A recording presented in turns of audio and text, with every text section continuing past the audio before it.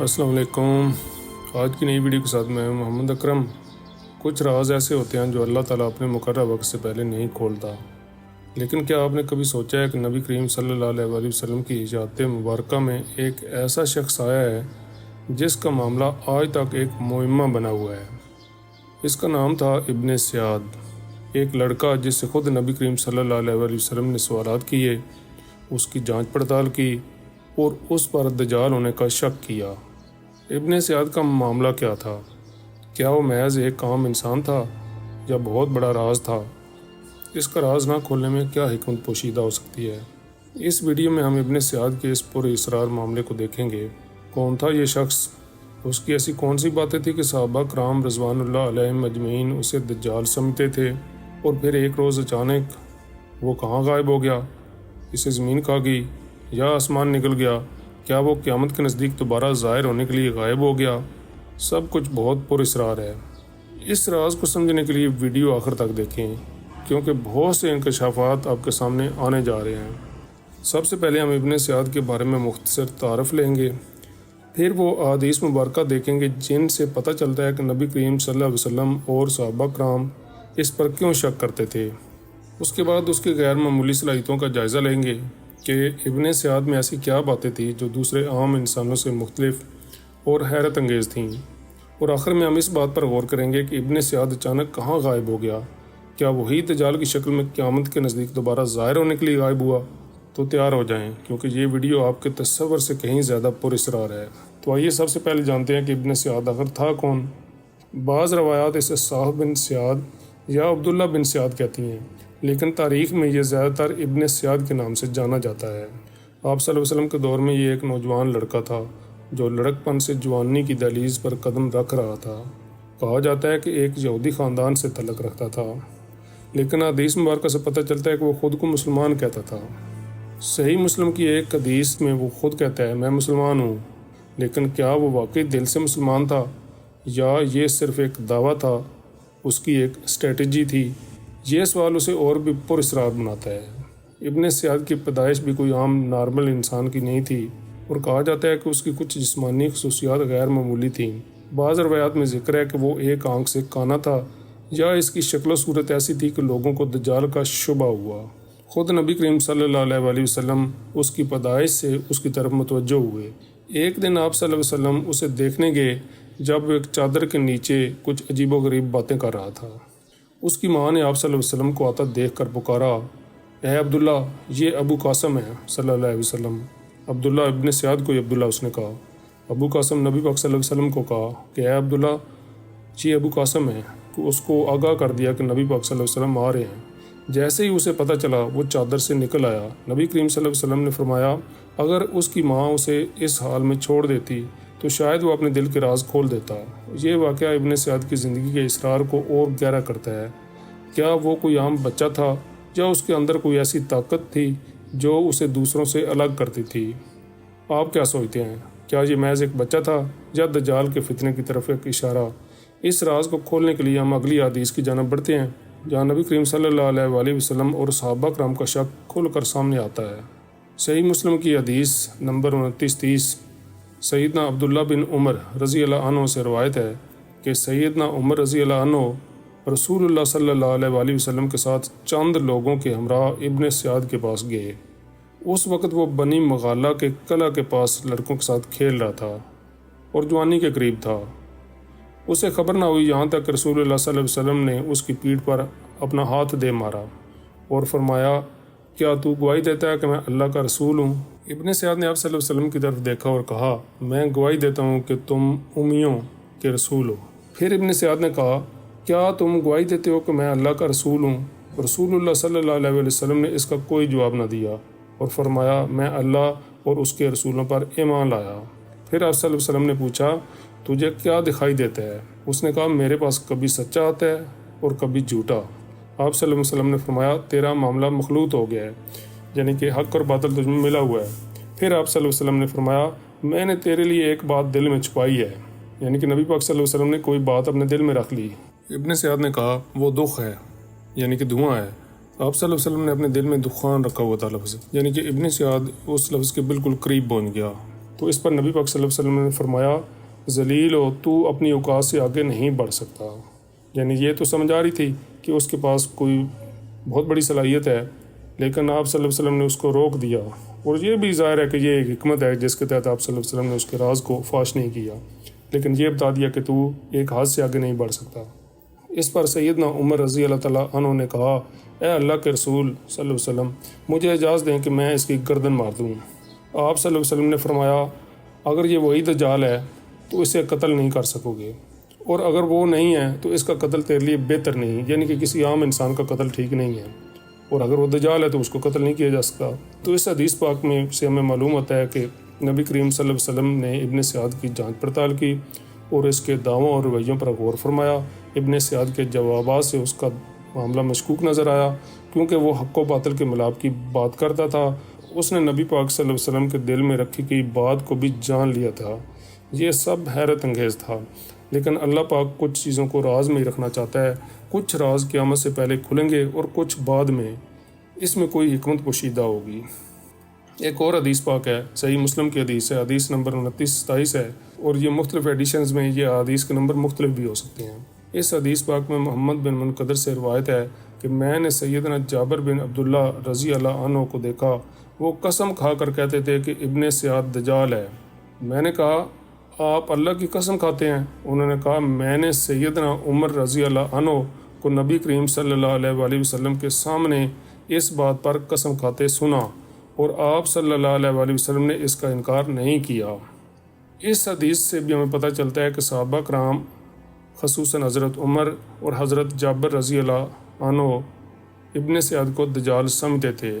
نبی کریم صلی اللہ علیہ وآلہ وسلم کی خاموشی کو بعض علماء نے اس بات کی دلیل سمجھا کہ ابن سیاد دجالوں میں سے تو ایک ہو سکتا ہے، لیکن دجال اکبر یعنی کہ مسیح دجال کے بارے میں یقین نہیں تھا۔ صحیح مسلم کی حدیث نمبر 73-49 ہے۔ حضرت ابو سعید خدری رضی اللہ عنہ سے روایت ہے کہ ہم حج یا عمرہ کو نکلے اور ہمارے ساتھ ابن سیاد بھی تھا۔ ایک منزل میں ہم اترے، لوگ ادھر ادھر چلے گئے اور میں اور ابن سیاد دونوں رہ گئے۔ مجھے اس وجہ سے اس سے سخت وحشت ہوئی کہ لوگ اس کے بارے میں کیا کہا کرتے تھے کہ دجال ہے۔ ابن سیاد اپنا اسباب لے کر آیا اور میرے اسباب کے ساتھ رکھ دیا۔ مجھے اور زیادہ وحشت ہوئی۔ میں نے کہا کہ گرمی بہت ہے، اگر تم اپنا سامان اسباب اس درخت کے نیچے رکھے تو بہتر ہے۔ اس نے ایسے ہی کیا۔ پھر ہمیں بکریاں دکھائی دیں۔ ابن سیاد گیا اور دودھ لے کر آیا اور کہنے لگا کہ ابو سعید دودھ پی۔ میں نے کہا گرمی بہت ہے اور دودھ گرم ہے، اور دودھ نہ پینے کی اس کے سوا کوئی وجہ نہیں تھی کہ مجھے اس کے ہاتھ سے پینا برا معلوم ہوا۔ ابن سیاد نے کہا کہ اے ابو سعید، میں نے قصد کیا ہے کہ ایک رسی لوں اور درخت میں لٹکا کر اپنے آپ کو پھانسی دے دوں، ان باتوں کی وجہ سے جو لوگ میرے حق میں کہتے ہیں۔ اے ابو سعید، رسول اللہ صلی اللہ علیہ وسلم کی حدیث اتنی کس سے پوشیدہ ہے جتنی تم انصار کے لوگوں سے پوشیدہ ہے، کہ کیا تم سب لوگوں سے زیادہ رسول اللہ صلی اللہ علیہ وسلم کی حدیث کو نہیں جانتے؟ کیا آپ صلی اللہ علیہ وسلم نے نہیں فرمایا کہ دجال کافر ہوگا اور میں تو مسلمان ہوں؟ آپ صلی اللہ علیہ وسلم نے یہ نہیں فرمایا کہ دجال لاولد ہوگا، میری اولاد مدینہ میں موجود ہے؟ کیا آپ صلی اللہ علیہ وسلم نے یہ نہیں فرمایا کہ دجال مدینہ میں اور مکہ میں نہ جائے گا، اور میں مدینہ سے آ رہا ہوں اور مکہ کو جا رہا ہوں؟ سیدنا ابو سعید رضی اللہ عنہ نے کہا کہ اس کی ایسی باتوں کی وجہ سے قریب تھا کہ میں اس کا طرفدار بن جاؤں اور لوگوں کا اس کے بارے میں کہنا غلط سمجھوں۔ پھر وہ کہنے لگا، یعنی کہ ابن سیاد کہنے لگا، البتہ اللہ کی قسم میں دجال کو پہچانتا ہوں، اس کی پیدائش کا مقام جانتا ہوں، اور یہ بھی جانتا ہوں کہ اب وہ کہاں ہے۔ اس نے جب یہ کہا، میں نے اس سے کہا باقی سارا دن تیرے لیے تباہی اور ہلاکت ہو۔ حضرت عبداللہ بن عمر سے روایت ہے، انہوں نے کہا رسول اللہ صلی اللہ علیہ وسلم اور حضرت ابی کعب بن انصاری رضی اللہ عنہ اس نخلستان کی طرف گئے جس میں ابن سیاد تھا۔ رسول اللہ صلی اللہ علیہ وسلم جب باغ میں داخل ہوئے تو کھجوروں کی آڑ میں چھپ کر چلنے لگے۔ رسول اللہ صلی اللہ علیہ وسلم اس کی کچھ باتیں اس کے دیکھنے سے پہلے سننا چاہتے تھے۔ ابن سیاد اپنے بستر پر چادر میں منہ لپیٹے ہوئے تھا اور کچھ گنگنا رہا تھا۔ چنانچہ نبی کریم صلی اللہ علیہ وسلم درختوں کی آڑ میں آ رہے تھے کہ ابن سیاد کی ماں نے آپ صلی اللہ علیہ وسلم کو دیکھ لیا۔ اس نے فوراً ابن سیاد سے کہا، ایسا یہ محمد ہے صلی اللہ علیہ وآلہ وسلم۔ یہ سن کر ابن سیاد گنگناہٹ سے رک گیا۔ نبی کریم صلی اللہ علیہ وسلم نے فرمایا، اگر وہ اسے اس حال پر چھوڑ دیتی تو معاملہ واضح ہو جاتا۔ اس حدیث سے ظاہر ہوتا ہے کہ ابن سیاد کی پیدائش اور اس کے غیر معمولی رویے نے نبی کریم صلی اللہ علیہ وآلہ وسلم کو اس کے دجال ہونے کا شبہ دلایا۔ تاہم آپ صلی اللہ علیہ وسلم نے اس کے بارے میں کوئی حتمی فیصلہ نہیں کیا۔ اس کے بعد سنن ابو داؤد کی حدیث نمبر 4332 ہے۔ اس میں حضرت نافع سے روایت ہے کہ حضرت ابن عمر رضی اللہ عنہ کی مدینہ کے ایک راستے میں ابن سیاد سے ملاقات ہوئی۔ انہوں نے اس سے ایسی بات کی کہ جس سے وہ غصے میں پھول گیا اور اتنا پھولا کہ راستہ بھر گیا۔ پھر ابن عمر رضی اللہ عنہ ام المومنین حضرت حفصہ رضی اللہ عنہ کے پاس آئے اور انہیں یہ واقعہ بتایا۔ حضرت حفصہ رضی اللہ عنہ نے کہا، اللہ تم پر رحم کرے، تم نے کیوں اسے چھیڑا؟ کیا تمہیں معلوم نہیں کہ رسول اللہ صلی اللہ علیہ وسلم نے فرمایا کہ دجال غضب کی وجہ سے نکلے گا؟ اس حدیث سے بھی پتہ چلتا ہے کہ ابن سیاد کا غصہ اور اس کا غیر معمولی رد عمل مثلاً راستہ بھر جانا دجال کی علامات سے ملتا جلتا تھا۔ اس نے صحابہ کے شبہات کو مزید تقویت دی۔ سنن ابو داؤد میں حضرت جابر رضی اللہ تعالیٰ عنہ سے روایت ہے کہ ابن سیاد مارکہ ہرا کے دن غائب ہو گیا۔ یہ مارکہ 63 ہجری میں پیش آیا جب یزید بن معاویہ نے مدینہ پر فوجی حملہ کیا۔ اس واقعے کے بعد ابن سیاد کا کوئی معتبر تاریخی ریکارڈ نہیں ملتا۔ اب تک ہم نے دیکھا ہے کہ نبی کریم صلی اللہ علیہ وسلم اور صحابہ کرام نے کس طرح سے ابن سیاد سے انٹریکشن کیا۔ نبی کریم صلی اللہ علیہ وسلم نے بھی اس کا معاملہ نہیں کھولا، لیکن سوال یہ ہے اس شخص میں ایسی کیا بات تھی جو اسے اتنا پر اسرار بناتی تھی؟ آئیے ابن سیاد کی غیر معمولی صلاحیتوں اور اس کے پر اسرار غائب ہونے کی کہانی کو دیکھتے ہیں اور یہ جاننے کی کوشش کرتے ہیں کہ وہ واقعی دجال تھا یا کچھ اور۔ صحیح مسلم کی حدیث نمبر 2930 میں ہے کہ جب نبی کریم صلی اللہ علیہ وسلم نے ابن سیاد سے پوچھا تجھے کیا دکھائی دیتا ہے تو اس نے کہا میرے پاس کبھی سچا آتا ہے اور کبھی جھوٹا۔ یہ جواب کیا تھا؟ کیا وہ غیبی باتیں جانتا تھا؟ اس نے تو نبی کریم صلی اللہ علیہ وسلم کے دل کی چھپائی بات بھی یعنی کہ دکھ کو بھی جزوی طور پر بیان کر دیا تھا جو دجال کی علامات سے ملتا جلتا تھا۔ علماء جیسے ابن تیمیہ رحمۃ اللہ کہتے ہیں کہ یہ صلاحیت کانوں یا جادوگروں جیسی تھی جو شیطانی اثرات یا جنوں سے معلومات حاصل کرتے تھے، لیکن یہ بات ابن سیاد کو اور مشکوک بناتی ہے۔ کیا وہ واقعی ایک کان تھا یا کچھ اور؟ صحابہ کرام خصوصاً حضرت عمر جابر رضی اللہ عنہ ابن سیاد کو دجال سمجھنے کے قائل تھے۔ کیونکہ اس کے دعوے غیر معمولی تھے۔ وہ کہتا تھا کہ مجھے معلوم ہے کہ دجال کہاں ہے، کب پیدا ہوا اور کب نکلے گا۔ اس کا غصہ بھی بڑا عجیب تھا۔ سنن ابو داؤد کی حدیث نمبر 4332 سے ملتا ہے کہ غصے سے وہ اتنا پھول گیا کہ راستہ ہی بند ہو گیا۔ یہ بھی ایک عجیب و غریب صلاحیت تھی، لیکن نبی کریم صلی اللہ علیہ وسلم نے اسے قتل کرنے سے منع کیا اور فرمایا اگر یہ دجال ہے تو اسے قتل نہیں کیا جا سکے گا اور اگر نہیں تو اس کا قتل بہتر نہیں۔ یہ نبی کریم صلی اللہ علیہ وسلم کی حکمت تھی کہ اس کے راز کو راز ہی رکھا۔ سنن ابو داؤد کی حدیث نمبر 4332 کے مطابق 63 ہجری 683 عیسوی میں جب مارکہ ہرا ہوا، یزید بن معاویہ نے مدینہ پر حملہ کیا، ابن سیاد اچانک غائب ہو گیا۔ علماء کہتے ہیں کہ یہ غائب ہونے اس بات کی دلیل ہے کہ وہ دجال اکبر نہیں تھا کہ دجال ایک جزیرے میں مقید ہے۔ امام نووی رحمۃ اللہ کہتے ہیں کہ اس کا معاملہ مشتبہ تھا، لیکن اس کے دلائل جیسے حج کرنا اور بچوں کا ہونا اسے دجال اکبر سے الگ کرتے ہیں۔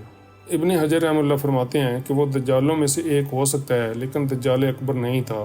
ابن تیمیہ رحمۃ اللہ اسے کانوں کی جنس سے سمجھتے ہیں جن کے پاس شیطانی اثرات سے علم آتا تھا، لیکن ایک بات سب مانتے ہیں کہ نبی کریم صلی اللہ علیہ وسلم نے اس کے بارے میں کوئی حتمی فیصلہ نہیں کیا اور اسے قتل کرنے سے بھی منع کیا۔ صحیح مسلم کی حدیث نمبر 2932 سے پتہ چلتا ہے کہ ابن سیاد صحابہ کے الزامات سے تنگ آ چکا تھا۔ اس نے کہا میں رسی لے کر درخت سے لٹک جاتا ہوں۔ صحابہ نے جواب دیا جو خود کو ہلاک کرے گا وہ جہنم تیار کرے گا۔ مختلف حدیث سے واضح ہے کہ دجال اکبر ایک جزیرہ میں مقید ہے، اس کی پیشانی پر کافر لکھا ہوگا اور وہ مکہ و مدینہ میں داخل نہیں ہو سکتا۔ صحیح مسلم کی حدیث نمبر 2942 لیکن ابن سیاد وہ مدینہ میں رہتا تھا، اس نے حج کیا، اس کے بچے تھے اور وہ خود کو مسلمان کہتا تھا۔